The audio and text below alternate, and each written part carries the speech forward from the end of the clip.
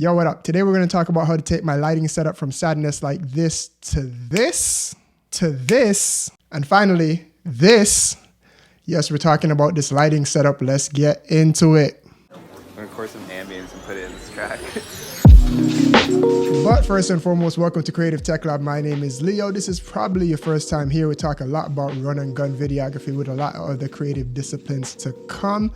All I ask is that you stick around, give the video a chance, and then if you like it, you know what to do with the buttons down below. I also like to start every video with just thanking everybody that's gone down below and hit up that subscribe button. It really means a lot to me. We recently crossed 4,200 people, so big up to all those people. And speaking of the people that have hit up those buttons, I get a lot of questions asking me about this particular lighting setups right here. So today we're going to run through exactly how I shoot, how I light, the gear, the process, all that stuff to get this particular look right here.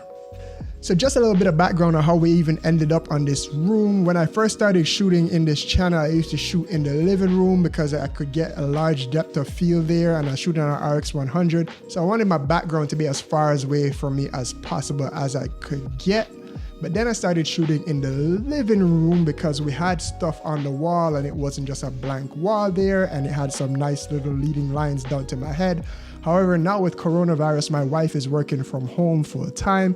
So she's actually out in the living room / kitchen area. So when it is I need to shoot a video like this during the day, I don't have just unlimited space just to work anywhere in the house because I need to be able to close the doors, which led me to inside here in the office. Now, it's just a blank background. The walls in the house are gray. Most of my house is gray. We laugh and call it the 50 Shades of Gray here in the house. But it's a dark gray background, and this is where the desk is, which my wife used to work at, but the desk is right here, and it's relatively close to the wall. So let's run through the gear of what we have here and how I'm achieving this particular look here. So first things first, we got a big old light dome right here.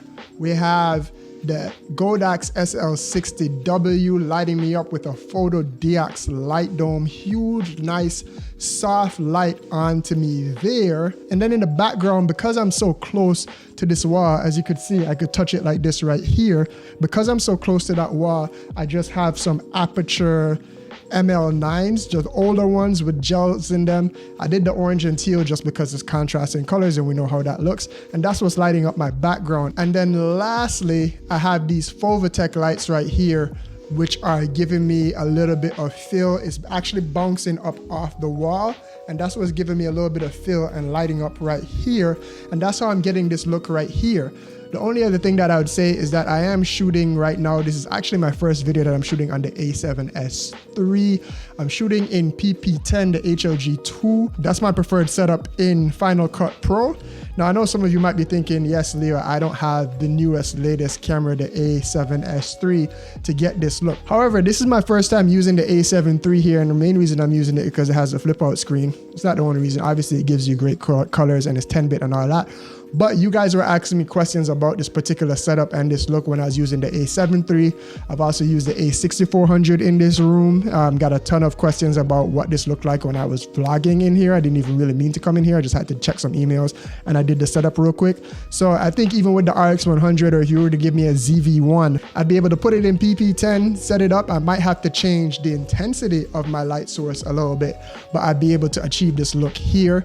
Let me just break the lights down as we go and just show you what it looks like without it. So this is the original look. Then 1 second, if I turn off that fill light there, you see it just gets a little bit more dramatic. I actually don't mind this look.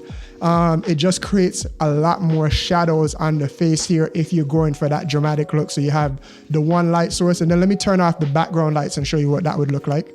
That